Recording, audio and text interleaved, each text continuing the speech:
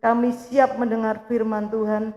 Yang siap mendengar firman Tuhan pada sore ini katakan amin. Shalom. Selamat sore saudara-saudara yang terkasih dalam Tuhan Yesus. Karena untuk pertama kalinya saya membawakan firman di tempat ini, saya mau memperkenalkan diri saya ya. Nama saya Bu Lydia Sumarsono.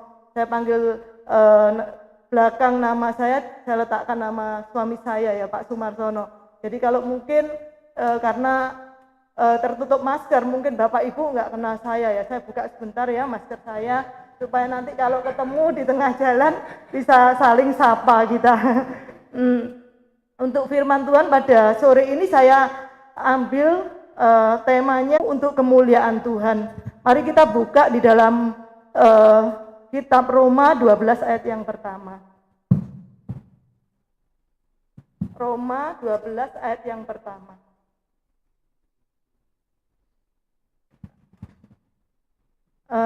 Kita baca bersama ya, cuman satu ayat aja. Perikopnya persembahan yang benar. Kita baca bersama 2, 3. Karena itu saudara-saudara, demi kemurahan Allah, aku menasihatkan kamu supaya kamu mempersembahkan tubuhmu sebagai persembahan yang hidup, yang kudus, dan yang berkenan kepada Allah. Itu adalah ibadahmu yang sejati. Amin. Di dalam firman Tuhan katakan, di sini Rasul Paulus menggunakan kalimat yang pertama, yaitu demi kemurahan Allah, untuk menasihati setiap jemaat di Roma ya. Dan juga firman Tuhan ini juga ditujukan untuk setiap kita juga, jemaat Tuhan saat ini. Kata yang dipakai yaitu demi kemurahan Allah. Paulus mempunyai satu tujuan ya, dikatakan demi kemurahan Allah, agar supaya kita sebagai jemaat Tuhan saat ini, kita itu mengingat kemurahan Tuhan yang selama ini Tuhan sudah berikan di dalam hidup setiap kita. Saya percaya bahwa Bapak Ibu semuanya pasti pernah mengalami kemurahan Tuhan ya, pertolongan Tuhan ya, sedikit atau banyak pasti pernah ditolong Tuhan. Mungkin ada yang mengalami masalah ekonomi yang terpuruk seperti saya dulu ya, akhirnya dipulihkan Tuhan, bahkan Tuhan berkati luar biasa. Ada juga yang mengalami masalah keluarga, sakit penyakit Tuhan sembuhkan. Semuanya pernah mengalami yang namanya kemurahan Tuhan. Dan kalau kita sadar ya, sebenarnya kita ini mengalami kemurahan Tuhan itu setiap hari ya Bapak Ibu ya. Kita bernafas ini ya, itu sudah satu kemurahan Tuhan yang luar biasa ya, kalau kita ini sebenarnya menyadari. Jadi bukan cuma kemurahan Tuhan itu berupa kita dapat berkat yang besar, kita sakit disembuhkan, kita saat ini bisa bernafas, oksigen tanpa bayar, itu adalah semua kemurahan Tuhan ya. Dan melalui COVID ini kita juga belajar banyak sekali ya hal ya. Kalau saya dalam situasi COVID ini belajar, saya ini merasa nggak memiliki segala-segalanya ya. Karena saya ketemu orang hari ini seger buger, besok sudah tinggal nama ya. Jadi saya benar-benar merasa dalam COVID ini nggak memiliki apa-apa ya. Semuanya ini milik Tuhan ya. Pakai untuk kemuliaan Tuhan. Demikian juga dengan satu peristiwa yang kemarin juga COVID, kalau tidak salah pertengahan COVID ya. Seorang penghasil oksigen ya. PT Samator ya, seorang penghasil oksigen terbesar ya, termasuk di dunia. Akhirnya ironisnya mereka harus Bapak ini harus meninggal juga karena kekurangan oksigen. Itulah namanya ya, bahwa manusia itu tanpa Tuhan itu tidak ada apa-apanya ya. Kita ini tidak bisa berbuat apa-apa tanpa Tuhan. Dan itu ya kemurahan Tuhan, kalau kita bisa bernafas, itu semuanya karena kasih karunia Tuhan. Paulus mengingatkan ya, kita semua ini pernah mengalami kemurahan Tuhan. Dan satu kemurahan Tuhan yang sangat luar biasa yang kita terima. Dan saya percaya Bapak Ibu sudah tahu ya, bagaimana Tuhan kita itu mati untuk kita di atas kayu salib ya. Kalau saudara baca tentang penyalipan ya, bagaimana Tuhan Yesus itu mati untuk kita ya. Dia ditelanjangi, Tuhan Yesus dipermalukan, dia dipakukan tangannya dan kakinya dengan paku ya, itu dengan penyiksaan hidup-hidup ya, dan itu dimahkotai duri, ditampar, dipermalukan, dipukul. Kalau saudara baca ya, bagaimana Tuhan itu melakukan semuanya itu kita, Tuhan Yesus, dan itu kita semuanya dosa kita yang dahulu, sekarang maupun yang akan datang, semuanya sudah dihapus, semua sudah dibayar lunas dengan darahnya yang sangat mahal ya. bukan dengan barang yang fana, tapi dia bayar dengan darahnya yang sendiri yang sangat mahal ya. Dan kalau kita mau baca Alkitab ya, dalam Roma 5 ayat 8 firman Tuhan juga jelas katakan bahwa Allah menunjukkan kasih-Nya kepada kita oleh karena Kristus telah mati bagi kita pada saat kita ini masih berdosa ya. Jadi kita ini, Tuhan Yesus itu mati untuk kita ini bukan orang benar ya, saudara-saudara, Bapak Ibu ya. Jadi Tuhan, kalau kita mau bayangkan ya, Tuhan semesta alam, pencipta alam semesta, yang begitu besar, tapi dia mau menyerahkan dirinya untuk mati secara terkutuk bagi Bapak Ibu dan saya. Kita ini adalah bukan orang benar ya. Jadi kasih Bapa itu firman Tuhan catat itu tanpa syarat buat kita ya. Jadi kalau kita selain itu juga Tuhan Yesus sudah juga memberikan suatu teladan bagi kita untuk mengampuni ya bagi dalam peristiwa penyalipan ini ya. Bagaimana Tuhan mengatakan, Bapa ampunilah mereka karena mereka tidak mengerti apa yang mereka perbuat ya. Kalau kita mengasihi orang yang baik sama kita aja, orang dunia pun juga seperti itu ya. Kalau orang baik tak balas baik. Kalau orang tidak baik, saya bisa lebih jahat. Itu saya dulu ya. Tapi setelah saya kenal firman Tuhan, kalau firman Tuhan katakan, meskipun orang tidak baik, jahat dengan kita, kasihlah musuhmu. Kalau mungkin ajaran lain mengajarkan, kalau ada orang yang menyakiti kamu, jangan balas, biarkan saja. Tapi kalau kita bukan titik ya, tapi koma, kasihlah mereka, doakanlah mereka, ampunilah mereka. Jadi ada plus-plus-plusnya ya. Dan itu tidak mudah saudara. Kalau cuma mengampuni biarkan aja udah bisa. Tapi kadang-kadang kita harus masuk lebih dalam lagi seperti yang Tuhan Yesus berikan teladan bagi kita. Ampuni, berkati, doakan. Saya punya satu kesaksian ya. Waktu masih awal-awal belum terlalu dewasa dalam kerohanian saya, dalam iman saya ya. Saya pernah ada satu orang yang menyakiti saya ya. Dan saya berkata, saya mengampuni orang ini, saya sudah tidak sakit hati ya. Dan pada suatu saat, Tuhan Yesus ingatkan saya untuk mendoakan orang ini dan keluarganya ya. Tapi pada saat saya berdoa, tenggorokan saya ini rasanya kayak tercekap ya. Saya tidak bisa ngomong ya. Ya itu saya sadar ya, bahwa saya itu belum mengampuni dengan sepenuh hati ya. Itulah ya, kalau kita ngomong kebenaran firman Tuhan ya, standar kita ini bukan cuma baik ya, tapi standar kita itu adalah sempurna seperti Bapa yang di surga adalah sempurna ya.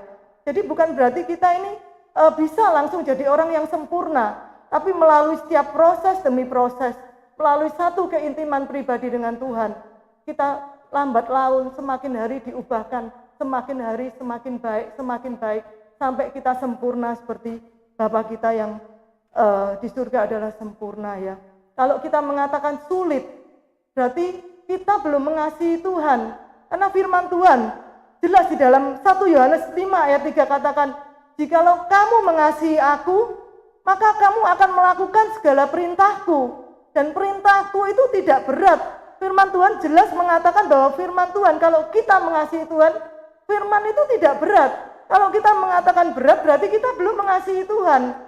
Kalau mungkin Pak Willy dulu ya, waktu pacaran dengan ibu ya, kalau disuruh ibu datang jam 3 sore tunggu ibu dandannya sampai 3 jam, nggak berat ya Pak ya. Ya demikian juga dengan kalau kita jatuh cinta ya sama Tuhan ya, apapun yang Tuhan suruh, kita akan lakukan buat Tuhan ya. Berarti kita mesti koreksi kalau kita masih ngomong firman yang Tuhan berikan itu berat, kita mesti minta lagi cinta mula-mula ya. Kalau kita pun ngomong kita sulit untuk melakukan kebenaran firman itu, berarti mungkin kita masih mengandalkan kekuatan kita sendiri. Karena firman Tuhan jelas katakan bahwa Tuhan akan memberikan Roh Kudus yang akan memampukan kita melakukan apapun yang kita nggak mampu ya. Amin ya saudara ya. Kita harus melepaskan pengampunan dan berkat kalau kita ini mengaku anak Tuhan. Dan itulah yang namanya ibadah yang sejati ya. Jadi ibadah yang sejati itu bukan berarti kita menyembah sambil menangis-nangis mengeluarkan air mata ya. Bukan berarti kalau saudara dijamah Roh Kudus, saudara bisa penyembahan dengan menangis-nangis mengeluarkan air mata. Tapi ibadah yang sejati bukan seperti itu ya. Ibadah sejati bukan kita mengangkat tangan paling tinggi ya, bahasa roh paling keras, bukan ya saudara ya. Tapi ibadah yang sejati yaitu melakukan kehendak Bapa. Ibadah sejati bukan karena kita pandai bahasa roh ya, atau kita pandai karunia-karunia, banyak kita punya karunia-karunia roh. Tapi ibadah sejati itu yaitu melakukan kehendak Bapa ya. Kalau mungkin kalau pinter khotbah, tidak setiap orang pandai khotbah, tidak setiap orang pandai pimpin pujian. Tapi saya percaya kalau saudara semua mau melakukan kehendak Bapa, kita semua pasti bisa dengan kuasa Roh Kudus yang memampukan kita. Amin ya saudara ya. Di dalam Matius 7 ayat 21 jelas dikatakan firman Tuhan, bukan orang yang berseru-seru Tuhan Tuhan yang masuk surga, tapi orang yang melakukan kehendak Bapa. Kalau kita baca ayat ini ya, kita benar-benar ya, kita baca ya dengan sepenuh hati. Saudara nggak ngeri? Kalau saya ngeri ya. Karena apa ya? Kadang-kadang kita sudah yakin banget ya bakal masuk surga ya. Ternyata kita sampai di pintu gerbang surga ditolak. Karena kita tidak melakukan kehendak Bapa ya. Karena dikatakan dalam, bukan orang yang berseru-seru Tuhan, Tuhan. Ini dikatakan orang Kristen, pendeta, hamba Tuhan. Mereka melakukan banyak mujizat, mereka juga ditolak. Dan salah satu kesaksian Bapak Benny Hinn ya, mungkin saudara juga banyak yang sudah tahu kesaksian ini ya. Tapi saya mau sedikit review ya kesaksian Bapak Benny Hinn ya. Tahun 2015 Bapak Benny Hinn ini mengalami serangan jantung. Kita tahu Benny Hinn itu adalah pendeta yang diurapi Tuhan luar biasa ya. Banyak orang rebah kalau Benny Hinn hadir ya. Belum tumpang tangan udah rebah semua ya. Tapi pernah ya waktu dia mengalami serangan jantung tahun 2015, dia sempat mendapatkan mimpi seperti penglihatan itu, banyak orang antri untuk memasuki pintu gerbang surga ya. Di sana dia melihat Tuhan Yesus memakai pakaian yang putih berkilau ya. Dan semua orang memakai pakaian putih, tapi Tuhan Yesus pakai pakaian putih yang berbeda dengan banyak orang yang hadir ya. Dan di sebelah Tuhan Yesus itu ada seorang wanita yang memainkan suatu nyanyian ya, piano ya. Jadi pada saat orang antri masuk ke gerbang surga itu ya, pada saat Tuhan Yesus mengangguk, wanita ini akan memainkan suatu musik yang indah yang penuh dengan kemuliaan Tuhan. Dan di sana pintu gerbang surga akan terbuka dan orang itu akan masuk ke dalam kerajaan surga. Tapi kalau Tuhan Yesus sudah menggeleng, maka akan dimainkan satu musik yang sangat mengerikan ya. Dan di sana setan-setan datang menjemput dan memasukkan orang itu ke dalam neraka ya.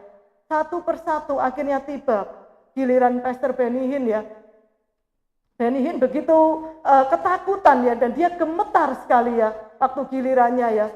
Dia lihat ke wanita pemain piano itu. Dia tersenyum kepada Benny Hinn ya. Tapi pada waktu Benny Hinn memandang kepada Tuhan Yesus, dia melihat seolah-olah Tuhan tidak berkenan kepada dia ya. Dia begitu takut dan gemetar ya. Pada saat Tuhan Yesus akan mengambil keputusan tentang dia, terbangunlah dia dari mimpinya ya. Di sana Tuhan berkata, aku akan memberikan kepadamu kesempatan yang kedua. Di sana Benny Hinn membuat satu pernyataan kepada publik ya, secara terbuka ya, bahwa dia mengakui selama ini kesalahannya ya. Dia mengajarkan satu teologi kemakmuran. Dia banyak menjual juga minyak urapan ya.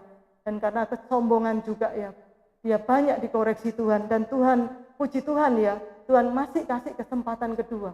Kalau tidak ada kesempatan yang kedua, seperti Paulus katakan, setelah memberitakan Injil, jangan sampai aku sendiri ditolak.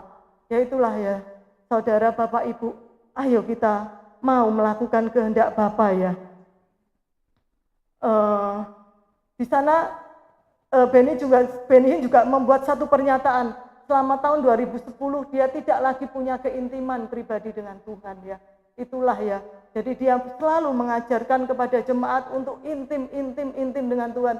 Tapi dia sendiri tidak pernah bergaul intim dan karib dengan Tuhan ya. Saudara, hiduplah menjadi terang dan garam dunia ya. Mengapa Matius 7 ayat 21 ini harus ditulis ya? Karena banyak sekali, maaf ya kalau saya ngomong agak tegas ya, Banyak sekali orang-orang munafik di dalam gereja dan banyak sekali hamba-hamba Tuhan yang mereka melayani Tuhan hanya untuk motivasi, untuk popularitas, untuk mencari keuntungan sendiri ya. Mengapa? Saya banyak ketemu sekali, saya kebetulan bekerja di pasar ya. Saya buka toko di pasar, saya ketemu dengan banyak orang sekali yang kecewa dengan orang Kristen ya. Mereka mengatakan bahwa orang Kristen hidupnya nggak jadi berkat, hutang nggak bayar, tapi diberkati Tuhan luar biasa. Sebut-sebut terus nama Tuhan baik, tapi hutangnya nggak bayar-bayar.